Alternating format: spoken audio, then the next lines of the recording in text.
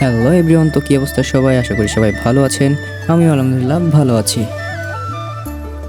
তো অনেকদিন পর সবাই বাড়ি বসে ক্যারাম বোর্ড খেলতেছি। অনেকদিন খেলা হয় না, সবাই মিলে এক জায়গায় হওয়া হয় না। তো আজকে সবাই মিলে এক জায়গায় হয়ে আজকে আমরা সবাই মিলে ক্যারাম বোর্ড খেলতেছি। তো বেশি কথা বলবো না, আপনারা খেলাটা দেখতে থাকুন, অনেক মজা পাবেন আশা করি। Okay, let's go.